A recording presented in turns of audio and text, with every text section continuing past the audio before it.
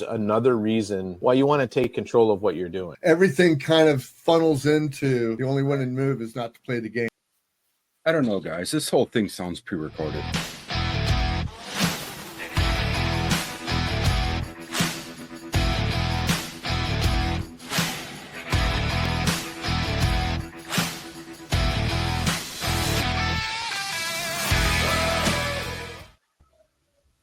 All right, welcome to episode 75 of the Weather Report. And as you can see, we haven't changed our clothes in a week, and neither has Don down there. So, I mean, we're all here again for another edition of the Weather Report. Hey, Ken, it's 75 episodes, man.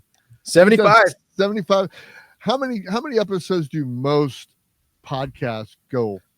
9 episodes. The average podcast lasts 9 episodes and then fades into obscurity.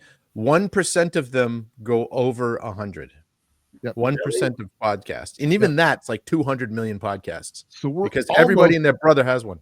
So we're almost 1%ers. Yeah, we're 1%ers coming up in 25 more weeks. I guess. I can't wait to be a 1%er so I can go around and just call myself I'm a 1%er. You're gonna get a vest. Yeah. He's got a prospect for that. Those are yeah. But we can only get to 1% if you guys go out and you support us by going to our Patreon page, or you go to our buyusacoffee.com page and give us money, because we need money, because we got bills to pay and all that stuff. Not yet, but we're going to have bills to pay because we're going to be millionaires. I mean, right? Podcasters. Well, part of building a podcast is being able to advertise, and advertising costs money. And we want to build this into something much greater than it is. We're in this for the long haul. And, there's only so much we can do ourselves. And Bruce has mostly laid out most of this thing. And it's been quite a bit of money to do what we're doing. And so everything. I'm eating top ramen and hot dogs. That's there you go. That's how dedicated I am. He's dedicated, eating healthy. Dedicated. Look at that. So every penny goes back into the show. So we really don't pocket anything, and everything goes back into the show to try and make it better. So we really appreciate the people that are our Patreons now. And with that, let's get into the show. All right, cool. Well, we got Don Huizenga back, and we talked to him. If you tuned in last week to episode 74, we talked about his entrepreneurial exploits and things like that. But we had just known that Don is a historian, and he loves history, and he loves all kinds of history. So we have got so many questions for him. We're gonna kind of zero in on some stuff that's happening now in our society, in our world right now. But we want to talk to him also about just this history buff that he is, because I'm a little bit of a history buff. So is Ken. Ken's on the political side. I'm on the I just want to know side. Don seems to be everywhere. So hi, Don. How you doing again, man? And good to see you. Good. This is by far one of my favorite subjects. Just history in general. There's so much. History for me is kind of like a timeline of stories, and so some people get caught up in like the dates and the exact places. And mine is kind of figuring out what is actually happening, and then what is actually happening, and trying to give a kind of a storied explanation of it, right? Because when you start connecting all of the segments of history together, you learn that the only two constants. What are the two constants in life? Death and taxes. Yes, correct. No, I've seen people cheat both, including myself, right? So the only true constants in life really are time and human nature. It's the two things that dictate everything we do every day is your human nature and your time. Everything you do is based on those two things. And those two things never change. So the things that we see today happening in politics, we can go back to the Roman era and see the exact things. You said it. Even Jason Stapleton said, when we were in this marketing class, we talked about it last session about the mastermind sessions that me and Ken met at. And, Jason's the same way. It's that human nature has not changed. We are all pegged the same way through the centuries, through the millennia. We are all the same. Plato wrote about it. I mean, there's a book written by, I'm going to say it's Quintus Cicero. So it's Cicero's brother when he wants to run for one of the co-consul seats in Rome. right? And he doesn't know how to be a politician. And his brother writes this book that you can still buy on Amazon. It's called How to Win an Election, right? Buy this little book. Make sure it's the one by Quintus Cicero. And if you read it, it's very, very short. It's just letters and things that he wrote to his brother and said, this is what you do. And it says things like promise everything to everybody. And then when you get in office and things don't actually happen, you can't fulfill your promise. Just tell them you're only one of a group of people that exactly. Yeah. It's literally a modern day playbook for politics. Where have I heard that before? Dude, Where have I heard that before? 2,100 years ago, right? And it's literally like, this is where politicians learn everything. It's just from this one stupid book, and you can buy it, and it's super cool. But that just goes to prove how much this whole system never really changes. And so people get worried about it, but seems to be a lot of misunderstanding about Israel and Palestine, and there's different segments of the story that I think people should understand or know, and then kind of give them a baseline of really kind of what's happening over there. And I know, Ken, we talked about this a little bit. But so there's this kind of general timeline, and when you would know this, Bruce. So we have Solomon's temple, right, destroyed by the Byzantines, I think. Many times. Yeah, many times. So. Yeah.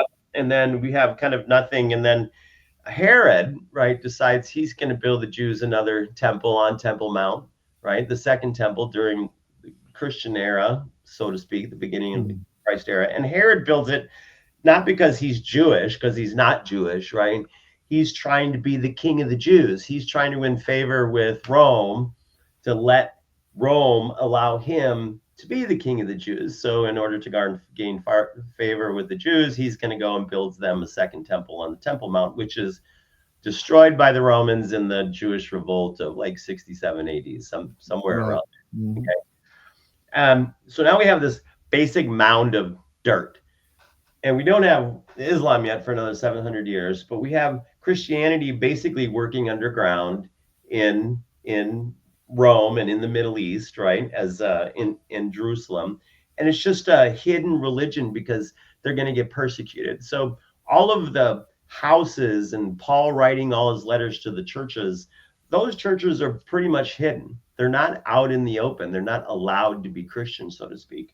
And it's not really until Constantine that who accepts Christianity, right, as the major religion of Rome. Of course, he founds Constantinople, that we have Christianity kind of out in the open. And so we get Rome and we get the popes and the Episcopals and the Presbyters and all the people that were hiding underground. So Israel in Jerusalem is really interesting because it's a system of caste people, right? When Muhammad went to the Temple Mount and got zapped by the bolt of lightning or whatever and was standing on the rock, it's right after that they built the Dome of the Rock on top of Temple Mount. So it's one of the oldest standing churches in the world that's never been destroyed or hit by a missile. And it basically is just a dome that covers the rock that apparently split by the lightning when Muhammad got sent up to heaven as a living person. Now, in the Bible, we know the only other person to do that was Enoch. Jesus. No, yes. Christ died. Enoch didn't die. So we have Enoch and Muhammad are the two people that actually ascended to heaven as living people. So this church becomes really important to Islam. And of course, we all know about what Islam is and kind of how the system works. But what happened in Jerusalem in 700 AD was the Islamic Church basically went into Jerusalem, and all of Islam and Judaism, Christianity now lives in Jerusalem, and they all accept each other as caste families. If you're a caste family of Jerusalem, all it means is you have history dating back in the books. The Jews are really good about writing people's names down. You're the father of this and the mother of this. And Christianity did the same thing. And Islam as a new uprising, for the Gentiles and the Arabs to be Muslim, to be Islamic, and they did a lot of that by force.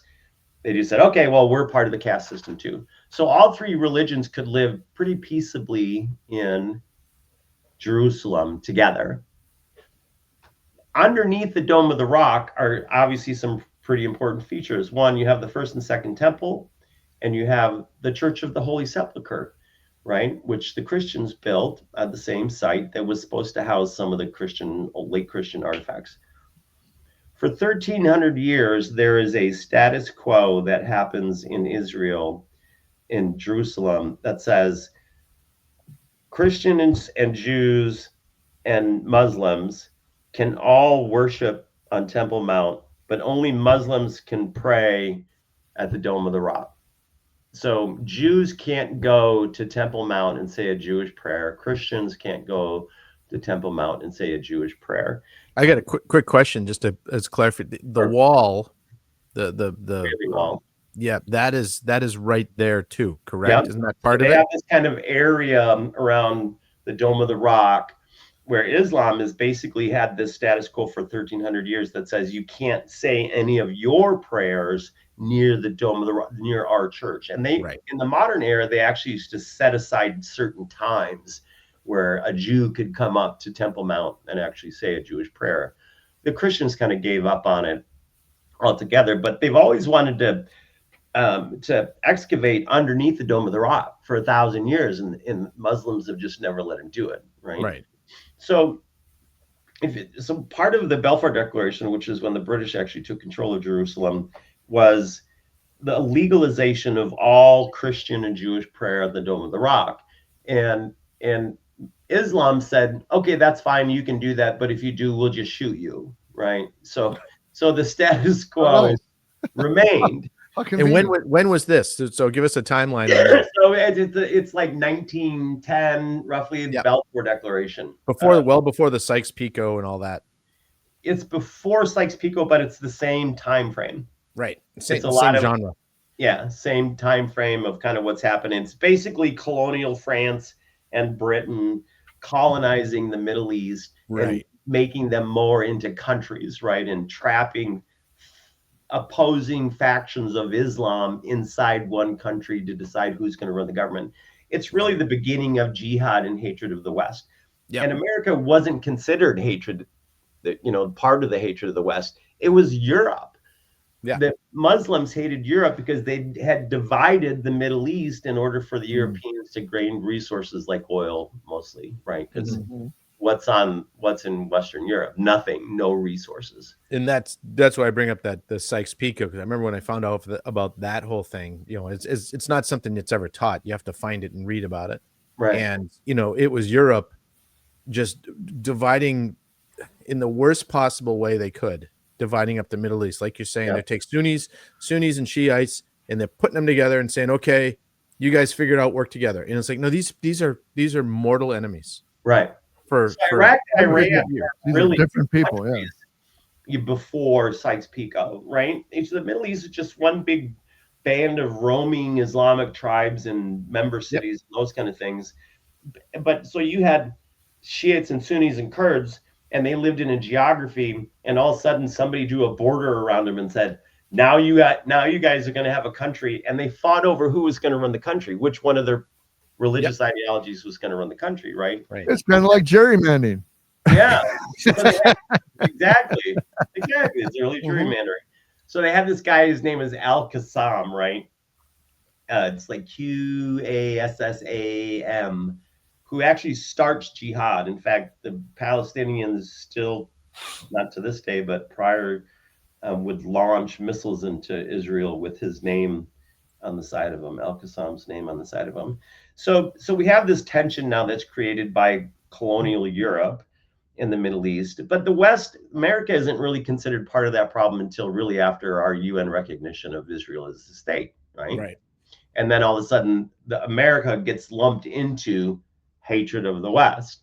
But for 50 years, Muslims didn't really care about us, right? They kind of screwed us with the Barbary Wars, and Adams and Jefferson kind of fixed that up for us. But we pretty much stayed apart from Islam. We didn't really care. So I think fast forward, under Bush, Congress appropriates money to build a embassy, to move it actually from Tel Aviv to Jerusalem. Jerusalem. Yep. Which is a sketchy thing to do, right? Because if you put sovereign U.S. soil in Jerusalem, in a caste city like Jerusalem, where there's Muslims in the Dome of the Rock and all that stuff, and it's the West specifically, it would be touchy for kind of the Zionist and Orthodox movements in both Jerusalem and in the United States post-World War II. So no president ever did it. They didn't actually move the embassy. They had money appropriated to move the embassy, but it never happened. Trump gets in office, and what is the first thing he does? Yeah, moves it right over there. He moves the embassy to the U-Haul vans backed up to the door, and away we go. It took him 6 months, I think. Literally, yeah. I think it took him 6 months to move the U.S. embassy into Jerusalem. So this is very historical at the time, I think. Yeah. Well, every president promised it, and Trump is the only one that did it. Right. Well, because it has very profound religious and political implications. Right. And so is the Middle East ready for a U.S. embassy in Jerusalem? This really holy site, second most holy Islamic site in the world. Mm-hmm. When Trump is elected, it kind of sets a stage for what I thought would be the third U.S. temple, the third temple. Jews are synagogal right now. So their Messiah coming, the preemptive thing that has to happen is they have to return to temple worship. And so since there is no temple in Jerusalem, Jews are still in the synagogal format where they're practicing around the globe and they're developing wealth and all of the things that are going to make them last through the 7 years of tribulation and the revelations. But that part of the whole thing is the smallest part of it. The second thing that Trump does when he gets in office is he comes up with the Abraham Accords, right? Yes. Have you guys read the Abraham Accords? I have not, actually. Okay. So what they do is they basically set forth some guidelines for the Middle East for Muslim countries that want to sign into the Abraham Accords. And it's basically a pretty square trade-off. You recognize Israel as a state, right? Mm-hmm. And in exchange for that, we're going to give you access to the Western economy. Right. So it's technology, financial systems, right? All the things that the West benefits from that most of the Middle East has been shut out of. Now, why would the Middle East during Trump's first term be interested in being part of a Western economy? I might ask this at this point. I got a question at this point.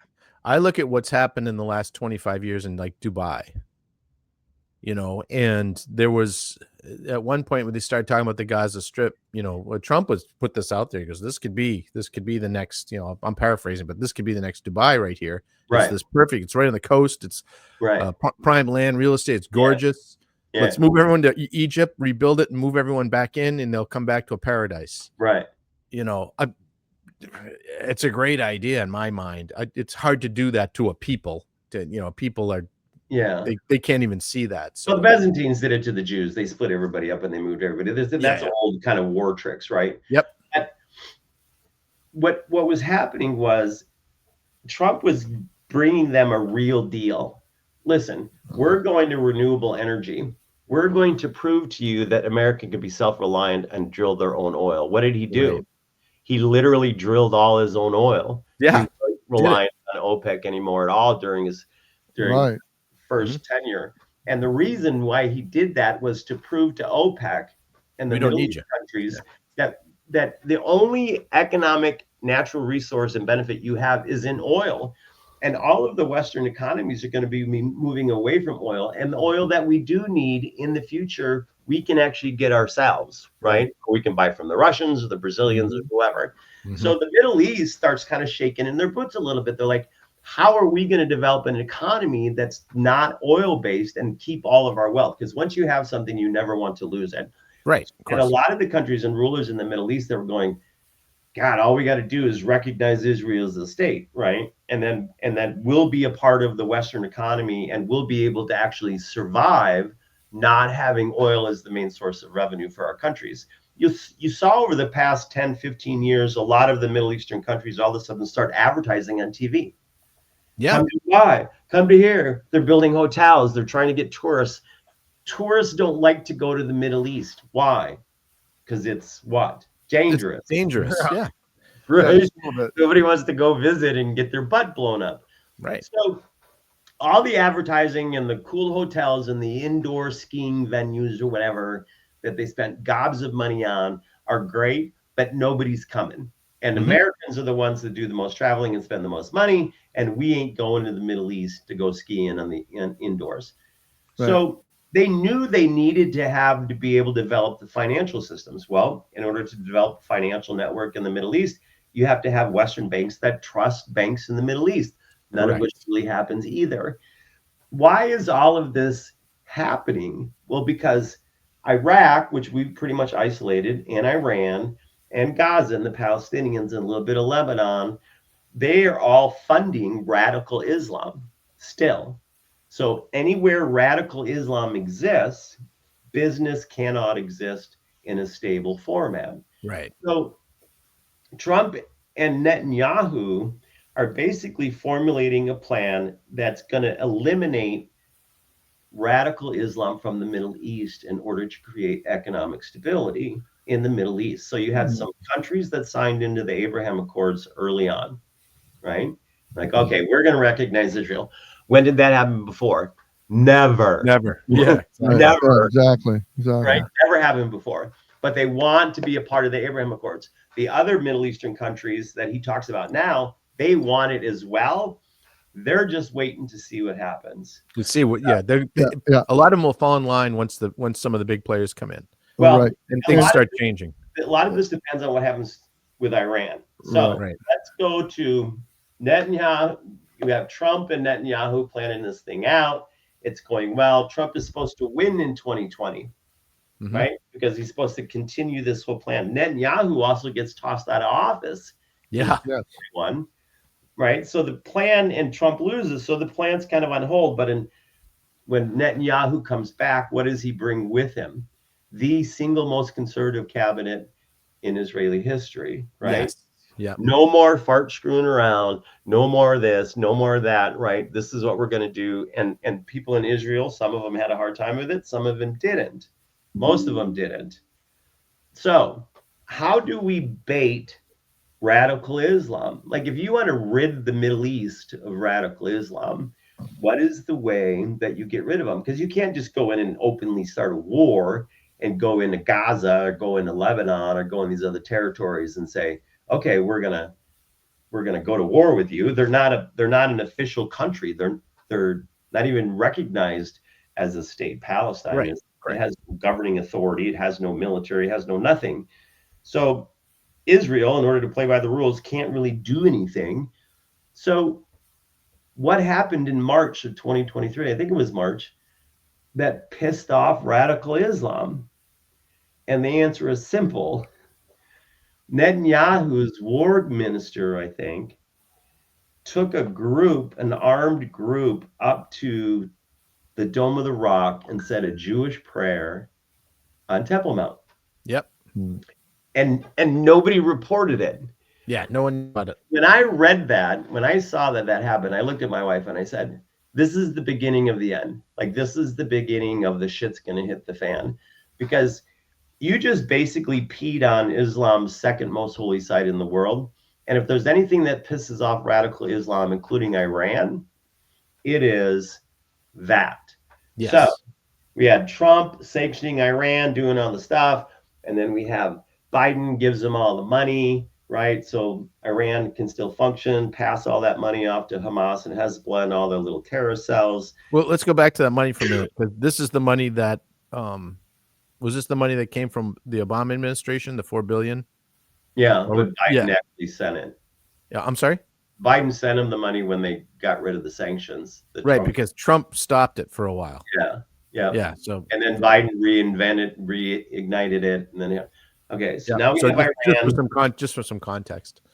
Yeah, Iran was funneling money, getting from the U.S. and still supporting Hamas and Hezbollah. Hamas is just doing the typical aggravating Israel, bombs, this kind of Been stuff. doing it forever. Yeah, the forever stuff. Same old stuff, two-state solution, whatever. But I think, and people say Israel knew they were going to get attacked, and I agree, because what they did was they pushed the button on radical Islam. They Right. set a Jewish prayer temple mount. Okay, the Muslim world went ballistic. The news didn't report it here, but they went crazy. And so they knew, Israel knew they were going to get retaliation from radical Islam. They were baiting them in. They didn't probably know when or what date or how it was going to happen, but they knew when it happened that would give them the excuse to retaliate against Hamas and go to the man. And so the idea from day one, when they started the war with Hamas, was they were going to wipe them out of it. They were going to wipe Palestine out of Gaza, period. Despite what Biden said, despite what the UN said, despite what everybody said, Netanyahu made it damn clear early on, we are going to get rid of radical Islam and Hamas and Hezbollah. What he's saying is we're getting rid of Palestine, A, and B, we're getting rid of radical Islam. Now, when that happened, how many Islamic countries came to the aid of Hamas and Hezbollah? Zero. None. Right. Zero. Because they're hanging back. They know this is supposed to happen. They're waiting to see if Israel can destroy radical Islam in the Middle East. And do their job. And if they do it, they're going to all jump on the Abraham Accords. Exactly. Yep. Okay. So the outlier, the question in this that nobody knows is what Iran is going to do. So Iran, when they start the war, and it goes on and on and on, and everybody's like, oh my God, they're killing us all. And yes, that is Netanyahu's goal. Palestine pays taxes to Israel. If you live in Gaza, you pay taxes to Israel. It's part of Israel, for Pete's sakes, right? Yeah. It's like Kashmir in India, right? It's like you're trying to have your own little country in the middle of a country. It's like, what happens if somebody it's like the Bronx and Manhattan. Right. Right. If they just said, yeah, we're going to do our own thing, like, right? Yeah. Catch you guys later. And then they started bombing New York. Yeah. Absolutely. Right. Just said, like, we don't like you guys. This is kind of the same thing. Enough of you people over here. Come on. Get off my bridge. Right. Let's first make a definition here, because we talk about radical Islam, because basically the Jews and Islam, I mean, they live together. I mean, in Israel, they live together in Israel. And when we're talking about radical Islam, we're talking about a slim sector of the Islamic faith, basically.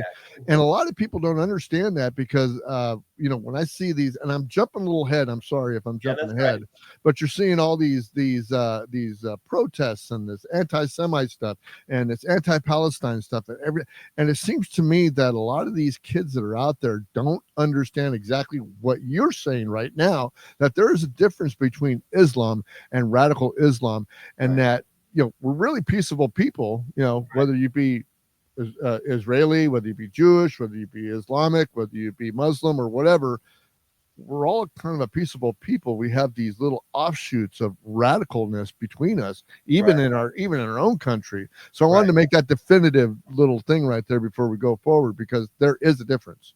So now you have Israel, basically full-scale war. You have Iran. You have no help from other Muslim countries. We're back in the 70s and the 80s. Other Muslim countries are coming in and help out, right? And you have really Iran as the last kind of proxy country that has any ability to support the armament of radical Islam in the Middle East.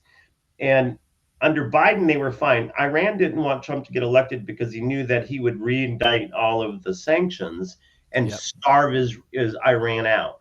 Because if you're Iran and you're the Shah, your ideology of your country is radical Islam, and you support the sectors of radical Islam in the Middle East that fight against the West. That's your being, right? If another country in the West is annihilating your little proxy armies, your options are either bomb Israel, which they did a couple of times, right? They loved over the stuff. It was kind of little tests, little feelers. Can we bait them? Or you give up and you become part of the Western economy. You sign on to the Abraham Accords yourself. And the only way you're going to do that is either A, you're going to make a last stand for radical Islam. We're going all out. It's going to be full-scale war. and you know if Trump is elected, he's going to hammer you for that. Or you sit back and wait for radical Islam to be finished. Your proxy armies are done. No more Hamas, no more Hezbollah.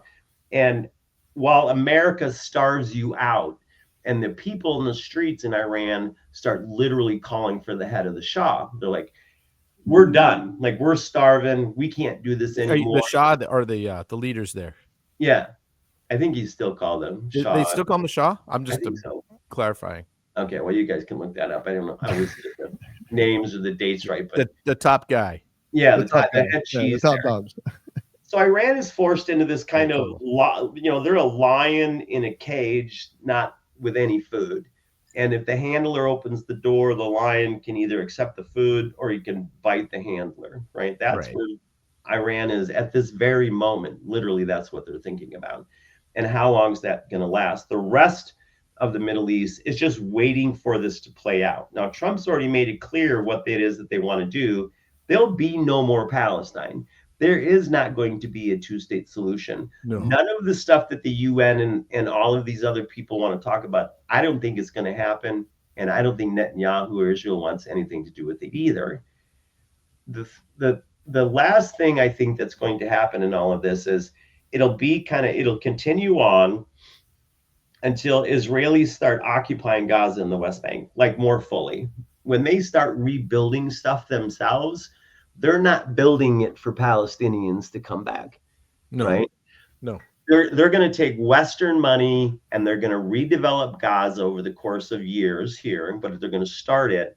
And all of the other member countries that see radical Islam is now stabilized are going to sign on the Abraham Accords and start being a part of the Western economy. And I think Iran, my prediction is they'll make a last stand. Like they'll do, and I think that's why everybody kind of panicked when they did the whole nuke thing, right? Oh my God, like now it's the lion and he's pissed and he's starving and he has a nuclear, a nuclear button. Right. So people kind of freaked out when Trump got elected. And that's the first thing they did was run over there and start and bomb their quote unquote nuclear facilities because they know Iran's going to be desperate. Right. So here's the way I kind of picture this happening. At some time in the future, Iran is going to make a very starving, last ditch, desperate, like the drunk guy coming out of the bar after he spent his last $5 on his beer, and he's going to show the world that he's the king, right? That's what Iran's going to do. That's what I think too. Lame. It's going to be a partial erection. They'll hurt nobody. But I think if I was to bet that Israel's going to let all these kind of missiles come over from Iran, and the U.S. is going to be waiting with some fleet out in the Persian Gulf that just annihilate Iran. And Israel's going to let one of those missiles come through and it's going to land right on the Dome of the Rock. Or Israel's already got set to blow it up. And the minute Iran starts launching some missiles, they're going to. With pagers. Right, with pagers. With pagers. No, literally, I think they're going to hit a button, blow up the Dome of the Rock, and then just end Muslim influence altogether in Israel. It will no longer be the second most holy site of Islam. Yes. The city of Jerusalem. Going back to my statement about the protest and these students and all these academics and everybody talking about, free Palestine, this and that, Iran this, Iran that, always basically everything against Israel. What people tend to forget is that, they also rail against capitalism. But what nobody understands is that this is all capitalism, whether it be Western economy, or whether it be the Middle East economy or the Islamic economy, the radical Islamic economy. Right. It's all capitalism. So when they sit there and they rail about, these capitalists, these freaking greedy the same thing's happening on that side. The same exact thing. Like you said, human nature does not change. No capitalism, no Abraham Accords. Right. The Arabs want a stable economy. The thing that's really interesting is people forget that the Catholic Church did this already. You go back to the 10th century. So in 1099 or whatever, they found the Knights Templar, and they also have the Hospitallers, and they have the Knights of Malta. And what was happening in Middle Europe at that time, the movements of Western Europe, was you had monarchies and barons and kings trying to be kings and trying to control land. And you had the church fighting for the same control of that land. And so the Catholic Church would go in and set up an abbey, and they'd build a big church in there with the big spires and everything. And then they would garner all of this money and attention. And the people in those peasants in those little villages and towns started thinking that the church was actually their ruler, right? Meanwhile, the baron's not getting his due, and the king's a little pissed off because nobody's paying their tributes. And he's fighting for power against the Catholic Church, which is running rampant all over Western Europe, right? In the 10th century and the 9th century. And so you have the Inquisitions, right? Where the Catholic Church is like, you either believe what we say or we're going to wipe you off the face of the planet, which they did. And the monarchs would fight back by raising all of these armies, these surrogate armies, because they didn't have enough armies. So they had all these, what do they call those guys that join an army and go soldiers of fortune? Yeah. Right. Those guys, they would go, oh, we're going to be an army. So the church founded their own armies, and those armies were in charge of one thing and one thing only, and that's protecting Catholic wealth and also enhancing Catholic wealth, the wealth of the church. And that's in direct opposition to what the monarchs of Western Europe want. And so you go all the way to 12 or 1310. And what happens? You have Pope Quintus or Pius or one of those guys makes a deal with King Philip IV. And what's the deal? The deal is we need to get rid of radical Christianity in Europe because it's causing too much economic stability for both the church and for the monarchs, because the monarchs would go in and then just destroy an abbey and go, we're in control. We get all the shit, right? And the church was going, no, we're going to build a church and put in an abbey. We get control of all the stuff. So they're fighting the violent arm of Christianity. The governments of Western Europe are fighting the radical arm of Christianity, which is the Knights of Malta, the Knights of the Templar, and the Hospitallers, all collectively. And so two guys sat down and made an agreement. Mr. Pope, you're going to let me arrest all the Knights Templar on Friday the 13th, and we're going to imprison them, right? And in exchange for that, we're going to live peaceably in our towns and our lands, and we're going to develop economies, right? And so the Pope said, yeah, well, what are we going to charge him with? And you know what they came up with? Heresy. Of all the things that you're going to charge the Knights Templar with is being heretics, blaspheming God of all things. I mean, the army founded by the damn church and run by the Pope got annihilated off the face of the planet and charged with heresy. But what happened in the 14th century? After the Middle East is rid of Catholic violence, church violence, religious violence, whatever you want to call it, it sets up the whole era of the Renaissance. Right. It's free trade. It's Florence becomes a republic. It's Da Vinci. It's trading. It's the Jews are underground bankers, right? That are loan sharking basically all these. The rise of Persia as an economic force. Right. The Medici, it's the rise of banking systems. The Western banking systems come out of the 14th century with the Medici clan. Equal to the mechanical revolution, back in the early 1900s. So, right. So what's happening, if you think about what's happening in the Middle East right now, it's the same exact thing that happened 1,000 years ago. It's almost identical. And so Islam is letting the West destroy radical Islam in order to have economic security in the Middle East. And people go, well, that's terrible. The Palestinians are going to be ousted from their homes. Like, listen, but all of those people in the Middle East are going to have better lives. All of them. Mm-hmm. They'll rid themselves of the infighting, just like the Catholics and the Baptists kind of get along. And you have more religious freedom that's not underpinned by some violent retaliation if you don't play along.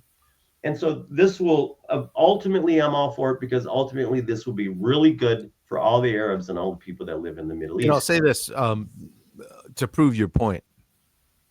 I bought a week ago Friday a 1976 Oldsmobile Delta 98 that has 41,000 original miles. That does not surprise me at all. No, not surprising. I found it, and it was at a gas station with a for sale sign on in the down the street, about a mile and a half from my house. Anyway, the gentleman I bought it from is a 78-year-old Indian gentleman from India. He immigrated here many years ago. Christian guy, because I go to the house to sign the title, and in every room there's the shellacked wooden picture of Jesus in every room, like you would have had in the 50s and 60s. All of our grandmas had, Right. And so I asked him about that. I'm like, oh, you're a believer. This is really interests me. So tell me, I mean, you're from India. How did this happen? And he says his grandfather, so like I said, this guy's 78 years old. His grandfather was a Muslim. His grandmother was a Sikh. And grandpa converted to Christianity. And then that's the way the family was from then on. So this is World War I era in India. Yeah. And they lived over there, and they flourished, and they did fine. This guy here is a peaceful soul. He works for the Goodwill Society, and they're helping people in New Richmond, Wisconsin, find homes for the homeless and house people and do that kind of thing. So he's doing some really good work. But it was really interesting. And I had talked to him yesterday. He had some extra paperwork for me, and I said, I want to sit down with you and hear your story. And we're gonna do that hopefully in the next few weeks here. Go and have a coffee, and because I want to hear how this happens, because what we're talking about here in just the smallest little microcosm happened right there. So he's in the Hindu country with a Muslim grandfather. That the Muslims and the Hindus don't get along either, guys. That's just the thing. But these people managed to figure it out, but converted to Christianity. And the Sikhs are often confused with Muslims just because of the way they look, especially here in the West. Right. And you remember it wasn't in Minneapolis. There was a Sikh church that was bombed. Oh, this was a few years ago. Oh, they started a fire. They anyway, that's a side story. But this can all happen because, like we all discussed earlier, we're all just people and everyone's the same. Right. We all the same people. The founding, as we started this episode, we talked about some history. The founders of this country understood it and one of the things we always hear is, oh, the Constitution's just it's a green, it's a green document that's ever changing. And these guys really didn't know modern things. And they didn't know from machine guns and the internet. They did, though. They did. They knew every single nuance of it because they were all very, very well-studied people. And if you read the Federalist Papers and the Anti-Federalist Papers and in the letters that they wrote back and forth to each other, our whole history is documented better than any other country that's ever been founded, that they did understand just exactly the things we're talking about right now. Yeah. And the Barbary pirates were a perfect example. Right. For 30 years, we paid them huge amounts of money just basically as ransom, and Jefferson finally said, the hell with this, and sent the Marines over there, and they took care of business, and we didn't have a problem. Yeah.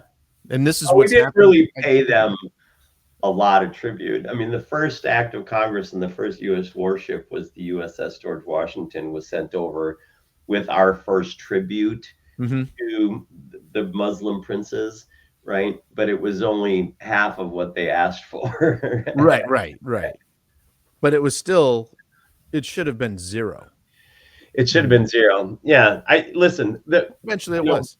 We're gonna end up kind of going through this whole thing with Palestine and there's a lot of cultures and societies that have existed that don't exist anymore, and it's kind of the ebb and flow. But there is a definite clear line being drawn economically between the East and the West. And personally, I think Trump's heading us into an early bankruptcy on purpose, a bond default, for a whole variety of reasons. And I think 10 years ago, the East saw it and formed, BRIC, right? Russia, Brazil, India, China, as the counter to what would be a one world currency. and the one world currency would basically be run by the IMF and the World Bank. And it's the one world currency will come as a result of our default on our bonds, in the same way the Greeks defaulted on theirs. And then they went to the EU and bailed them out. And the EU said, here's all the terms. Actually bailed them out a few times. Here's all the terms. And Greece hasn't even paid back. I think it just finished paying back its first loan. But the asset valuation that happened and the devaluation that happened was insane. And people there in Greece still hate it. But if we default, so we're right now, we're at 133%. GDP debt is 133% of GDP. Mhm. When Greece defaulted, it was 153%.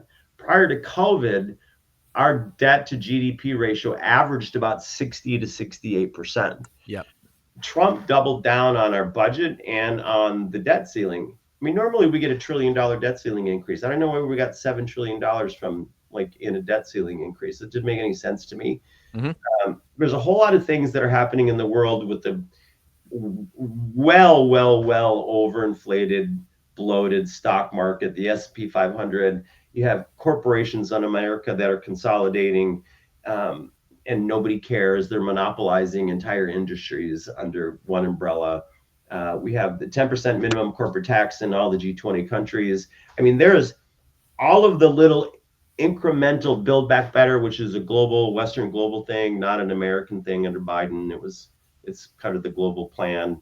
But you have all these little notches kind of happening in a row, and it's still going that way. We're not getting some of the things that Trump said he would do. Right. And I think as a businessman, Trump just realizes that it will just make it worse if we delay it. And so Right. if you want to, when you default, you should default early. And the only country that can bail us out is the G20. No one country can buy our bond and refinance our bonds, but the G20 collectively can. And that's what the IMF is going to do for the G20, the same thing they did for the EU with Greece.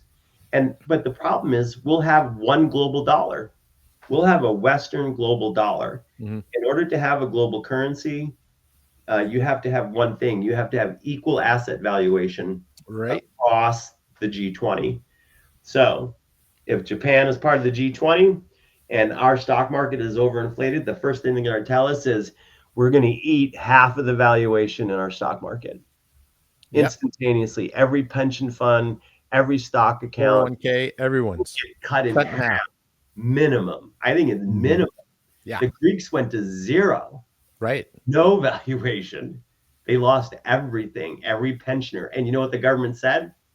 Well, listen, we paid you when you were working to do bullshit jobs like sweep the streets and stuff for $40 an hour, and we gave you a pension. Sorry that your pension's gone, but you had 20 years of sweeping streets at $40 an hour. Yeah, so you should be happy. Right. Exactly. Yep. That's exactly what's happening now. This overinflated stock value in the S&P 500s, and you have companies like Edelbrock buying up their entire supply chains, all of their competition. Yep. Right. They're putting everything in one house. We have a consolidation of American business from contractors to property managers to tech companies. And the government isn't doing anything. You know why? Because it's not America competing against other American companies. Now it's America versus the world. Right. Now it's America versus China. Now it's I always laugh because Elon Musk wants to go to the moon with big old rockets, but nobody's ever questioned why. Why does he want to go to the moon with big rockets? Well, what's on the moon? Yeah. Well, all minerals. kinds of minerals. Yeah, minerals. Yeah. All kinds of minerals. On the earth, all the rare earth stuff. Right? Makes sense. If we keep overpopulating, we're covering more of the Earth's surface, right? With streets and populations. Nobody can mine. There's not enough space to mine the minerals that are going to be required for future generations. So Elon is doing the right thing. Whatever is on the Earth should be out in space. The closest and easiest one is the moon. Why is Bezos interested in this? Yeah, same thing. That's the question. No, I'm going to tell you why. Because once you have consolidation of American companies and global companies, pretty soon Kellogg's will have 100% distribution on Earth. Then what? I can go to any village in any area. I can go to Antarctic and I can go, I'd like a box of Kellogg's cornflakes, and I'll get it. That's 100% global distribution, right? Once Kellogg's reaches that, there's nowhere else to go. So, but I think Bezos is involved because Elon can get the big rocket to go to the moon, haul the shit away, and land back at the Earth. But Bezos knows distribution, logistics. Yes. How you going to get it from where it lands out to all where it needs to go? That's where Bezos comes in. And because, you know, Bezos and Musk have like space operations like right next door to each other, right? And I think Bezos thinks like me. I think Bezos thinks he's going to plant a Amazon sign on the moon, and he's going to get alien business, which I believe will happen as well. I believe everybody has this idea that somehow aliens are super smart. I actually believe that aliens are going to cruise by in the little spaceship, and they're going to see the Amazon sign, and they're going to patch in the Starlink, and they're going to go, what is this internet thing? They're going to get on Amazon and go, what the hell is a television? Like, what makes us think that aliens know what TV is, or comedy, or entertainment, or a Coca-Cola, right? So these two little aliens are driving by in their spaceship, and they patch into Starlink, and they start watching the internet, and they're going, what the pizza? Like, what is that? And all of a sudden they're ordering. Or they're looking at it and go, wait a minute, they have ferns on this planet? We haven't had ferns in 200 years, and we need it. And it grows like crazy, and this whole crop's full of ferns. There is... Alf's in heaven. Alf is in heaven. I think you have to be foolish to think that there isn't other life in the universe, right? Oh, absolutely. And they're going to be smarter. All they had to do is figure out cold fusion. What if the alien planet figured out cold fusion 1 million years ago, and they can fly around, do whatever they want, but maybe they never invented entertainment. Right. Maybe they're all just bored stiff, flying around, have no idea. Who's this Kid Rock? This is crazy noise. Listen to this. So Trump and the G20 makes a plan to essentially make a global dollar, or whatever they call it, a global currency. And then there's still going to be opposition on one side or the other, whether it be BRICS or whoever, that is either going to be annihilated by what we have done, but also at the same token, this grand plan of actually bankrupting ourselves to make ourselves prosperous in the meantime brings back memories of going like, okay, now we have this, we got this one currency, we have this, Kellogg's is the only one that makes cornflakes, and you can get cornflakes anywhere. You can get Texaco gas anywhere. You can get 1984. I mean, so it's all one thing, and somewhere in there's a problem with that, because that pushes us entrepreneurs out, or does it actually either pushes us out, or we're part of the brain, right? So the movie Divergent is probably the best example of kind of how I see 100 years from now, maybe in the US or in the globe, right? Maybe not the big floating space station, but the kind of categorization of people based on their characteristics and not really what they invent. Because I think technology has really hit a zenith. We're not really inventing anything new. I mean, we're reinventing things. In other words, we're using technology in different ways, but improving. Right. So like medical microbiology is that, but nobody's figured out the cold fusion thing, right? So energy, and the only thing they haven't figured out is cold fusion, because that's the tilting point. That's the I can go everywhere and do anything endless power source. Yeah, that's the energy is free. There's no more. There's no drugs. The whole book is technology right now. We're not really creating anything new. I think technology is really kind of zenith itself. And so why do you need 20 different car part manufacturers that sell 69 Camaro chrome trim? Or can you just have one that makes the whole fender with everything on it, and nobody's going to stock the chrome trim anymore? Mm-hmm. Like, that's so sad. car repair, custom cars. It's going to cost more money for you. And by the way, Edelbrock owns all of them, so it doesn't matter who you call. Right. You the one time You're getting the from American and consumer. also to your point there, there was a company called Monomoy that's a venture capitalist group, and they go through and buy struggling companies. They bought Moroso, Excel, Autometer, and they put them all together, wrung out what they could of it, and then sold off the rest. Right. Edelbrock's smart enough because Edelbrock's doing it themselves.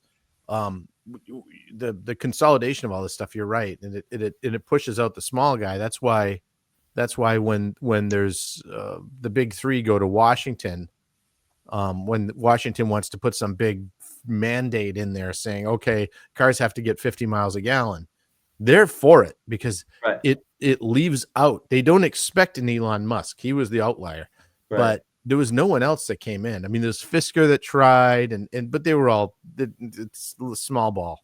Elon really, he figured it out.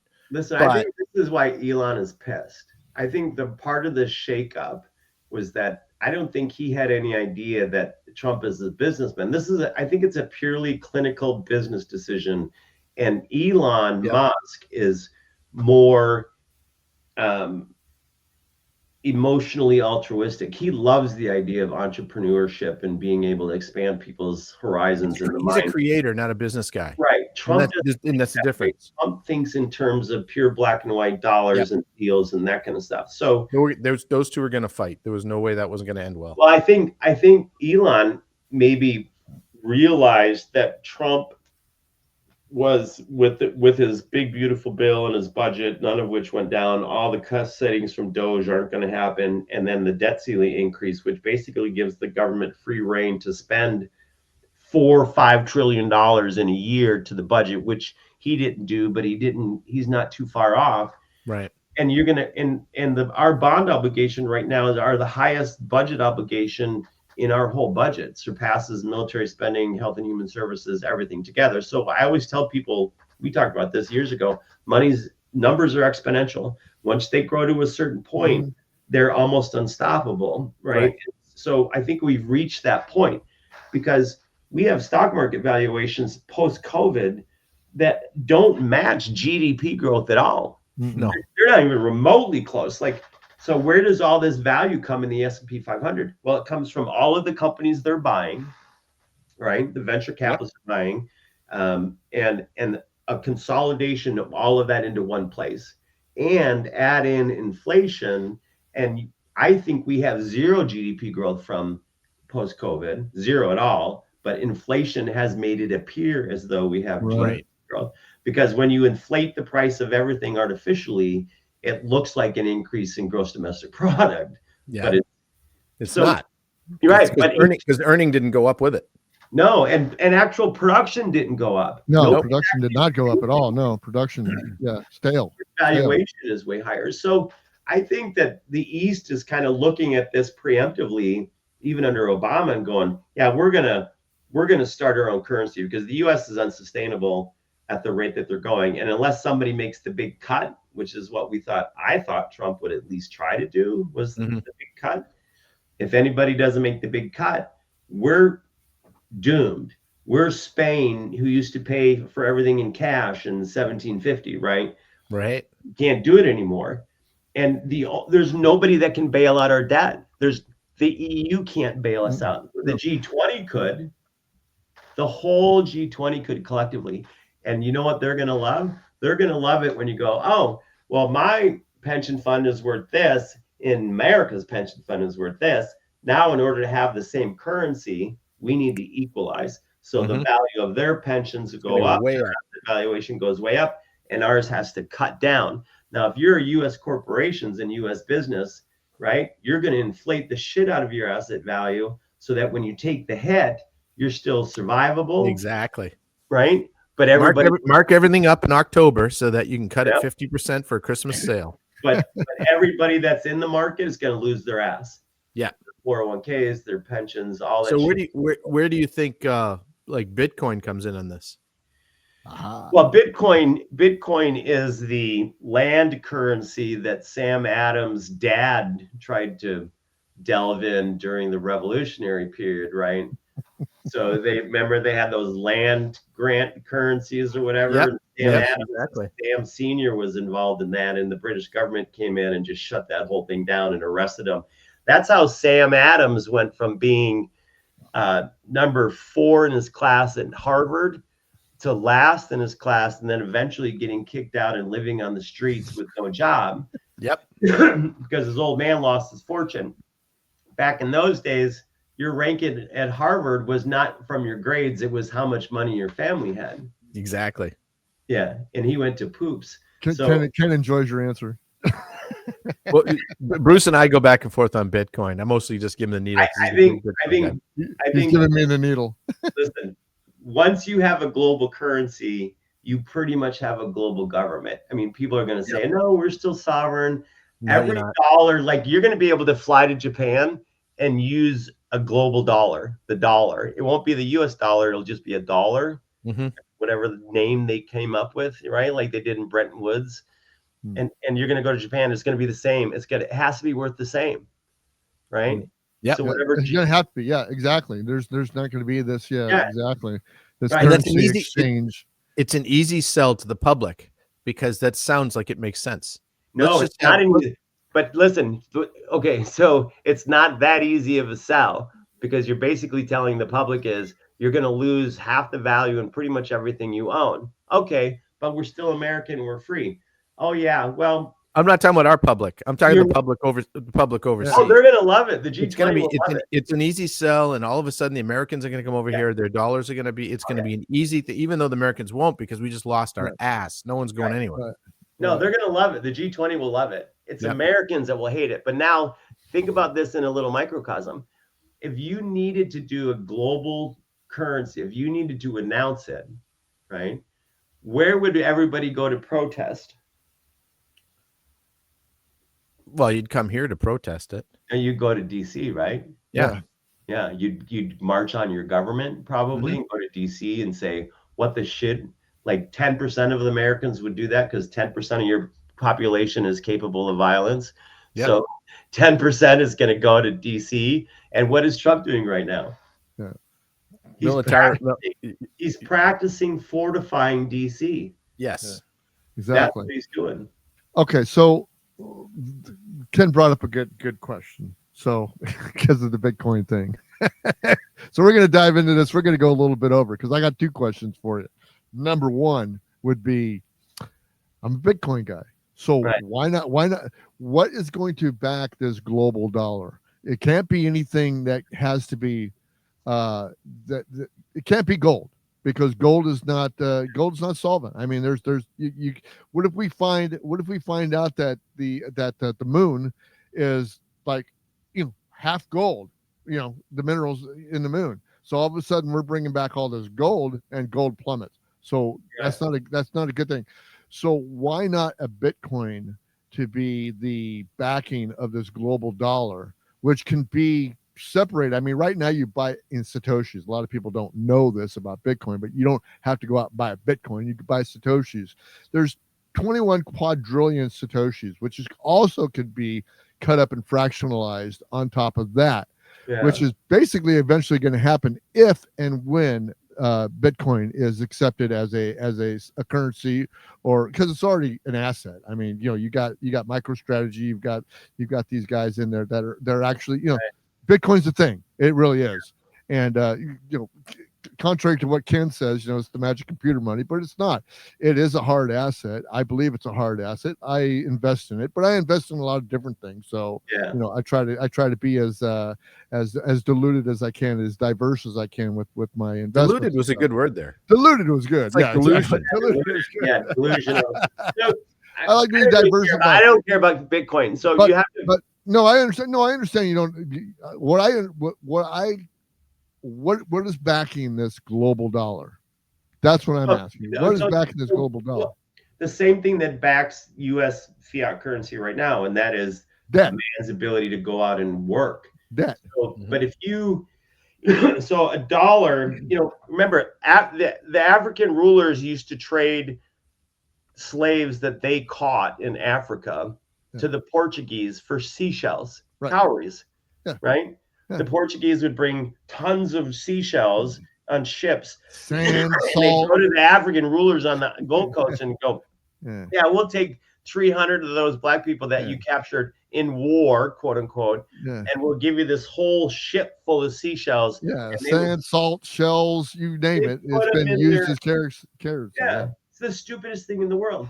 But that's what they valued. That for 400 or 500 years, African currency was cowries, cowries, seashells. And they would pile them in their houses, and their women wore cowrie jewelry all over the place. That was wealth. The Aztecs had no idea that gold was actually worth anything until the Spanish took it all. Then they went, "Oh shit, that stuff has some kind of value." So Bitcoin to me is the cowrie of global currency. It's the seashell of global currency, but currency is only it's the reflection of the value of the energy that you put into your life. Exactly. Okay. Right. Exactly. I go out and spend my energy. So then what we're saying is down the road is just like we're still going to be a debtor society. Basically, it's going to be debt.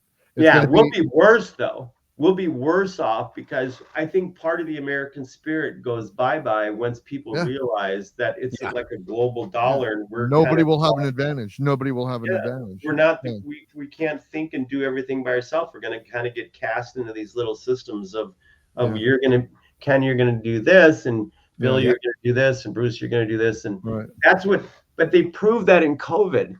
The thing that I think set this all in motion was the social experiment of COVID. And the social experiment really wasn't the fact that they trampled on 4 of the Bill of Rights, right?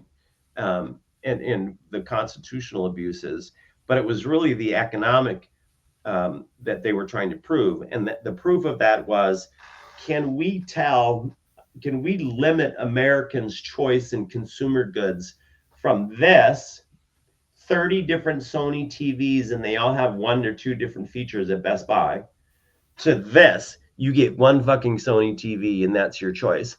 Yeah. And will America accept that? And you know what did it to us? Freaking Gen Zers and millennials, because they said, yeah, we don't give a shit. We're just going on Amazon and buying. They don't care. Yeah, they don't care. Right. We don't care about name brand. We don't care what it does. We don't care that it has. All they care is they can get it. They don't care about fins on the back of cars. They don't care about curves in the front of cars. They don't care. Yeah, they don't care about any of that. All they care about is Nike Air Jordans, but I don't go to Amazon to get those, right? But do I care that I only get to go to Walmart, Best Buy, Home Depot, right?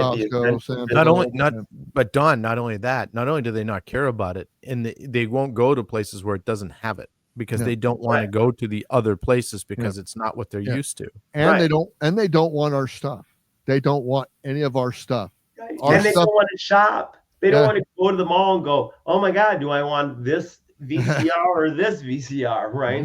This one has more features. They don't want any of that shit because it's all digital, instant, and we don't have to worry about it. So COVID proved that the next generation of consumers, so the one just for our kids, don't really care about how and what kind of selection they have. They just want a thing, right? So the idea of allowing corporations to consolidate so that Panasonic no longer makes 10 different 65-inch TVs, they make 1.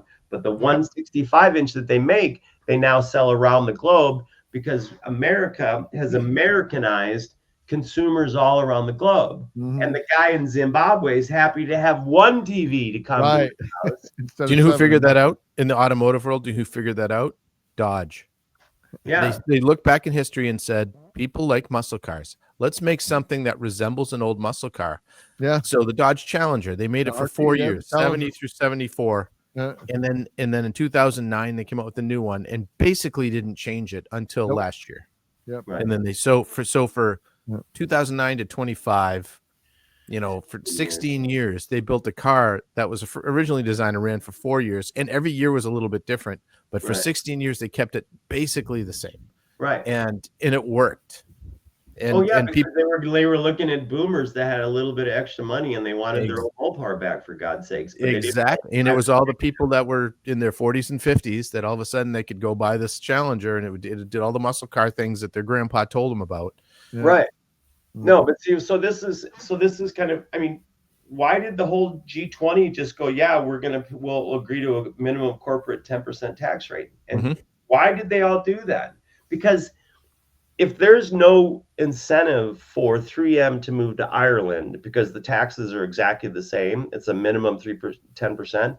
Yep. 3M is not complaining. You know why? Because 3M gets to absorb all of its competition. So if 3M absorbs all of its US competition, then it becomes this big behemoth that can now go to Europe and buy up all of the European companies. So Correct.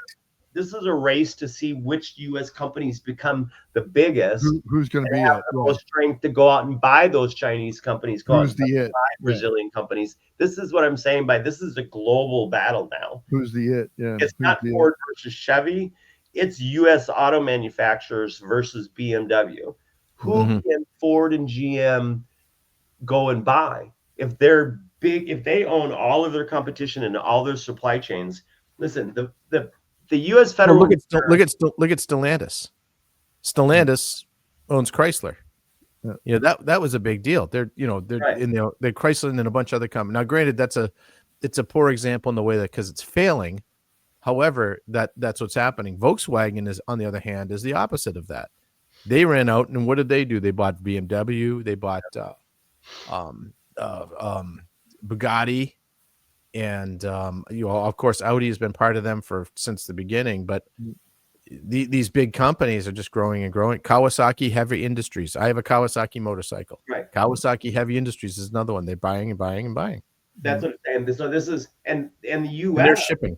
And prior to this, though, the U.S. would go, "Oh, that's a monopoly. Like we can't let that happen." But now they don't care. And here's why: if you have 200,000 corporations in America and they're competing against each other, right? All of them are filing taxes and they're all doing their best to avoid taxes. If you let one of them, the biggest one, go in and buy all of them, say 20 of their competitors in the US, they're now all part of XYZ Big A company. Big A company goes, if you let me buy all my competition so I can get big enough to buy competition overseas, I will guarantee to pay you a minimum 10% corporate tax. And the U.S. Treasury goes, oh, that's great because I just get 10% off the top. And I don't have to get returns of people avoiding taxes of the 20 other companies that swallowed up. See what I'm saying? So consolidating tax revenue into 500 of the largest U.S. companies that all agreed to pay you 10%. It's guaranteed revenue. Yep. Right? That's why they're letting them do it. They're like, thank God we don't have to have 500,000 business tax returns, and 490,000 of them are trying to cheat. Right. Right. So as we wrap this up, the statement that I hear or the cry that I hear is, number one, if you're an entrepreneur, let's get it done now because it's not going to be there later. And then what people are protesting about and hating each other about across the street from every New York corner or anything in America is just the same silly freaking stuff we've been yelling at each other for centuries. Right. And nobody's watching the man behind the curtain. Right. Exactly. Right. Pay no attention to the naughty hand. Right. And then that's what drives me crazy. And like people, I mean, look at what's happening in the world. This is really, again, countries against countries. And pretty soon you're going to have 20 countries that are going to be joined together. And then you're going to have probably 20 more in the East that are joined together. And you're really going to have two currencies fighting each other, not 40, 50 different big countries and their economies. And so we're going to be, unfortunately, I think, like everybody else, because there's no incentive. Listen, John Deere existed 400 years ago, the guy, right?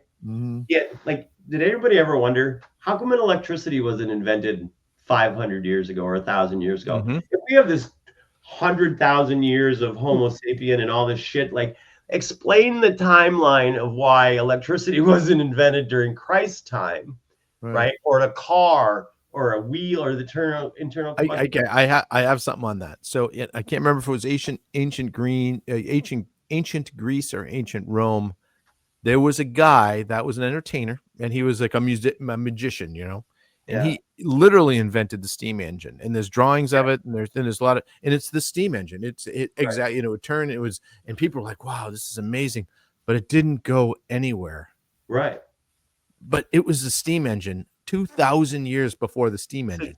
There was a guy, his name wasn't John Deere, but he was a farmer and he lived in England, in Sussex or whatever. Yep. And he had this postage stamp of land that he grew wheat. And out of that, the king said, you sell half of it into the village and you sustain yourself with it. And the other part of it, you give to the baron and you give it to the duke and you give it to, right. And you don't actually own this little postage stamp of land. I do. You get to farm it though, right? Nobody in England gets to own shit. So the guy's out there and he's like, oh my God, I got one cow and one plow. If I had 4 chisels and 3 cows, ox, I could plow up 4 times as much land in the same amount of time, and I could grow all this wheat, and I'd be the richest wheat guy. And you know why he didn't do it? Because he went, well, the king will never let me do it. And so that's why the idea died, right? Mm-hmm. So America is really proof that if you let the human mind have its own freedom, it will develop all kinds of awesome shit all by itself, right? The blessings of God, Plato says, all ideas are divine. If I think of something that doesn't exist in the world, right, the only other place that idea can exist is in God's head, planted into yours, and you turned it into something. So all ideas by man are divine. So God's looking down at us for like 6,000 years of recorded human history and going, put all these damn ideas in your head. Like nobody's actually making them, right? Because we have rulers and governments and societies that are like, you're a peasant. You don't get to think of shit, right? There's a book. There's a book. God is just pissed. There's a book. Right? Is there a book? There's a book. No. I'm not talking about the Bible. That's a book. But there's another. I'm not the book, but a book. And it was written by Peter Thiel. It's called 0 to 1. And he talks about this exact thing. And he says, there's really been no inventions in the last 40 or 50 years. Right. Nothing. Everything's just been an improvement. There's no 0 to 1. It's 1 to N is what he talks about. And that's what we were all discussing. It's computers are better. TVs are better. But the invention of the flat screen TV was an improvement on a cathode ray tube. It wasn't a new invention. Right. The internet, you could say, was an invention, but it really wasn't. It was an improvement of communications. Protocol. Yeah. Of protocols. Protocol. Yeah. And this is why electric cars, we're going through the downfall of electric cars right now. In 10 years, no one's going to buy an electric car. They won't be around. Just like happened by 1920. The electric car companies were all dead. In 1905, 1906, electric cars and steam cars were the majority of what was on the road. The majority. Cities had electric trucks running everywhere from about 1898, 1899 to about 1906, 1907, when gas just took over. It just took over because I've got a book. It's called Self-Propelled Vehicles. It's from 1906, and it's about this thick. It's about 500 pages. In the explanation between electric, gas, and steam power, and why gas is the better one. And they talked about, in the book, he was saying, well, at that time, gas was just something that was wasted when they were refining oil for other things. Gas was just this junk. They wanted kerosene is what they wanted. So they figured out the internal combustion engine, blah blah blah. But he goes, when oil goes to above 10 cents a barrel, we'll probably have some real problems. But up until that point, gas is still going to be the best way. So at 10 cents a barrel, he was thinking that's when gas wasn't going to be feasible anymore. And this is in 1906. Where are we now? That idea, right, but he just had the economics wrong. Yeah, it was that was something new. That was 0 to 1. The internal combustion engine was a absolute life-changing thing. It was better than electricity. It was better than steam power was a life-changing thing. That was a 0 to 1. Electric cars now aren't. They just aren't. Yeah. I just love the fact that Tesla or what's his name built the electric chair to show people that electricity was. Yeah. Edison. Right? Edison built the DC voltage was the best way to go, right? yeah. So he built the AC chair. Guy. So Edison actually invents the electric chair to show people how dangerous electricity is. Right? Better than that, he would go around killing farm animals and elephants with it. Oh yeah, yeah. He was brutal. Way better. It was faster, but again, it just never made any sense to me, like how we couldn't have all of this development 1,000 years ago. But it does make sense when you go back and you look at the way governments and societies were structured. Yeah. You were born an idiot and wealthy, or you were born smart and poor, and you stayed that way forever. And if you had a good idea, it was taken from you. No, nobody like the aristocratic class, they didn't want poor people to get wealthy. So, and at the same time, they were too stupid to handle good ideas. So for them, the best way to be was the way they were and never change anything. So it didn't make sense for them to go out on a limb and start a company that made internal combustion engines or steam engines during the Roman era. But at the same time, they didn't want the guy who actually invented the steam engine in the Roman era to be anything more than a peasant. And so they just killed him and burned his invention at the stake. I mean, that was, again, the motivation and the human nature behind it. And so, but I was like, America is really the first rebel country. It's inhabited 100% by rebellious people. Mm-hmm. So we have this country. It's like after the American Revolution, the British come and test us to see if we can still function the War of 1812. God bless their hearts. I hate the British. And and then people start coming here and going, well, wait a second, I can go there and be and do and whatever I want to do. I can start a farm, I can log. And then people went, right. Alex, whatever your mind he's like, this place is amazing. The place is incredible. Get the benefit of it. But people forget who are the people that left.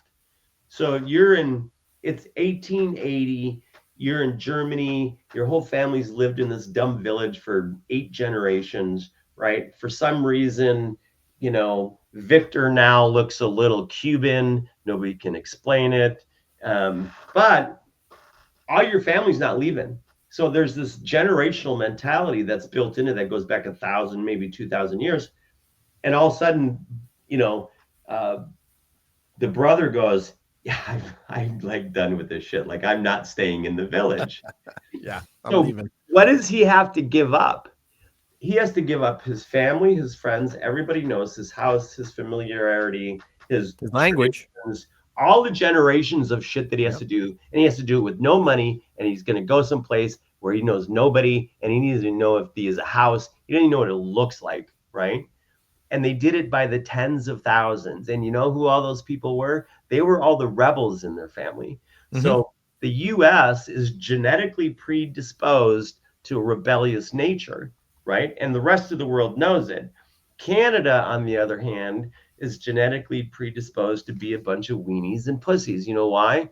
Because all of the people that were afraid to fight in the Revolutionary War, the largest went up north. Canada, was all the chicken shits that fled to Canada that took the offer, right? Which is like why Canada is so peaceful. No, you're not peaceful. You're just all cowards. You're afraid of yourself.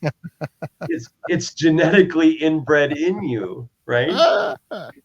Just like America is rebellious because we're genetically bred to be rebellious. Right. Yep. It comes from our very essence, and Canadians don't. It's the opposite. The 75,000 people migrated to Canada during the Revolutionary War because they were all afraid. It's true. Don, it's true. Don, it's been a treat, man, having you here and talking history and all, man. I've learned so much, and I really want to thank you for freaking coming on the show. I would love to have you back and talk some more history, talk some more entrepreneurship. So if you're willing to come back, that would be great. Man, I have some brilliant ideas we need to talk about. I do have a couple good ones. I tried to sell Andre Champagne on the idea of buying people's bodies before they died. So everybody gets their organs for free, right? The hospitals, you get them, you die, right? I thought, well, what if you just opened up shop and you said, hey, I'll pay you $400 for the rights to your body after you're dead. There you go. $400 today. It's like a reverse mortgage. You just take a blood sample, it's genetics, right? And when that person dies, wherever he dies, and they harvest that heart out of there, those eyeballs and that kidney, and it goes to some guy in some other hospital that got a transplant, you get to bill them for like $3,000 for the kidney because like you own it. It's like, hey, that's my kidney. Like you took it out of my guy. He signed the paper, right, that I owned his body when he died. I'm going to buy stock. I'm going to buy stock in Canada. Oh yeah. You don't want my liver, but the rest of it's pretty good. You know how many people would actually sign up to be organ donors if you paid them? Yeah. Because you're not donating your organs. It'd be everyone. I know, Yeah. but the problem that they have with organ donors is people don't want to do it voluntarily. Say that, okay, so some gang member comes in off the street and he's 25 years old. He needs cash. He's like, hey, dude, like I'll sell you my body when I die, right? And I'll go, well, I'll give you, $100 because chances are you're going to be dead shortly, right? You could actually actuary that out, right? Yeah. The guy that's 40 and in good shape and taking care of his normal life and go, yeah, I'll give you $2,000 for it when you're dead. Yeah. But all you have is this list of DNA. My shit worth a $1.05. That's what I'm worth right now, $1.05. So $1.05? Yeah, I know. I'd have to figure you out on the computer and see what you're worth. 65 and I'm all right. A blood sample and a contract, and we get a bit. There you go. You're the first client, Bruce. Don, thanks for coming on the show, man. And again, we're gonna end this show up, and man, just loved being here, man. And I hope everything goes well for you, and keep going on with that history, dude, because that's what I love hearing. I'll be doing the same thing for sure. So, Ken, you want to say anything before we go? Only if you are the kind of person that likes swag, like where there's sold swag. Go to horribledesigns.com. That's horribledesigns.com. Jason over there does a great job. He makes all of our swag and our things, mugs, and you've got anything you can think of, stickers, a lot of let's just say not politically correct things that you can put on your car to piss off people, all that kind of stuff at horribledesigns.com. So Horrible Designs is a great place, and he'll do one-off shirts for you. He'll put a photo on a shirt, and there is no better customer service anywhere in the world. I was just down there today, and he's real bit. The only reason he's not on the show right now, guys, you've missed him for the last few months. He's literally himself, like rebuilding his whole house, getting ready to sell it and get the hell out of Minnesota. So he's crazy. He's done a good job. What about this MadKstudio.com? Well, MadKstudio.com, that's me. So all of your art needs, and I'll tell you what you can do. Oh, let's see. In the stress of all of the things in the world government, you can have a new coloring book. These are adult coloring books. They're available at madkstudio.com. It's all based on Inktober, where you get a word every day in the month of October. And I do an illustration every day. And the last 2 years, I've made them into books. And these have been very popular. You can just go to madkstudio.com /coloring books, and it'll bring you there. But also any kind of art need that you might have. I specialize in automobiles. I've done a few for our guest here, Don, as a matter of fact. That's right. He's got some of my work in his house. Awesome work. Thank you very much. And so I can do portraits. I do cars, dogs, you name it. Actually, I've done a bunch of dogs for Bruce, and I'm working on a new one too. We got to get some more pictures. But exactly. MadKstudio.com. Check it out. And me, you can go to the Weather Report and go to patreon.com /Weather Soul. That's patreon.com /Weather Soul, and become a Patreon subscriber, and you can get all kinds of cool stuff and all that other crap. And because we could use your money, because all the money that we get, we put right back in here to the show because we got bills to pay. But we wish Don the best, and we're going to be back next week with a brand new show and a brand new guest and a brand new everything. So I mean, that's what's going to be cool. And Don, we can't wait to have you back on, man. Thank you much. Thanks for coming on. That was a blast. I got to go to bed now. All right. For everybody else, we'll see you later. You guys go out to the Monday morning for the X show. The X Spaces, the Weathered View, will be on tomorrow morning at 6 a.m. And I do that Pacific, 6 Pacific. Pacific. You and your commie town that you live in. And I do that out of my 2012 RAV4 studio every morning, Monday through Friday. We'll see you later, guys. Bye-bye. See you, man.